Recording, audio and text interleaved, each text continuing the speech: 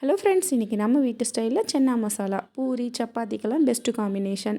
கடாயை அடுப்பில் வச்சு எண்ணெய் ஊற்றிக்கலாம். எண்ணெய் சூடானதும் பட்டை, சோம்பு, பிரிஞ்சி இலை, ஏலக்காய் எல்லாம் போட்டு பொரிஞ்சதும் நீட்டு வாக்கில் கட் பண்ண 2 வெங்காயம், 2 பச்சை மிளகாய், கல் உப்பு போட்டு நல்லா வதக்கிக்கலாம். வதங்கினதும் ஒரு தக்காளி கட் பண்ணி ஆட் பண்ணிக்கலாம். அதை சுருண்டு வரட்டும். ஓவர் நைட் ஊற வச்ச ஒயிட் சென்னா 2 உருளைக்கிழங்கு வேக வச்சு எடுத்துக்கலாம். தக்காளியும் நல்லா வதங்கினதுக்கப்புறம் இஞ்சி பூண்டை நச்சு போட்டிருக்கேன். அதுக்கடுத்து 1½ ஸ்பூன் குழம்பு மிளகாத்தூள், 1/2 ஸ்பூன் வத்தல் பொடி, 1/2 ஸ்பூன் கரம் மசாலா ஆட் பண்ணிக்கலாம். இந்த வேக வச்சு எடுத்து வச்ச சென்னாவையும் உருளைக்கிழங்கையும் நல்லா மசிச்சு விட்டு தேவையான அளவு தண்ணி ஆட் பண்ணி நம்ம தேவைக்கு தக்கன இது தண்ணி நல்லா அப்சர்வ் பண்ணும். ஸோ நல்லா தண்ணி ஆட் பண்ணி கொதிக்க விட்டுக்கலாம். கொதிக்க விட்டு ஓரளவு வந்ததுக்கப்புறம் நம்ம மல்லித்தலை தூவி இறக்கிட்டோன்னா நம்ம வீட்டு ஸ்டைலில் சென்னா மசாலா ரெடி.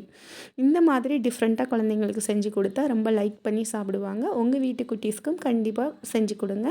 இந்த மாதிரி மோர் இன்ஃபர்மேஷனுக்கு சப்ஸ்கிரைப் பண்ண மறக்காதீங்க. செம்ம டேஸ்டியான சென்னா மசாலா சாப்பிட்லாம் வாங்க.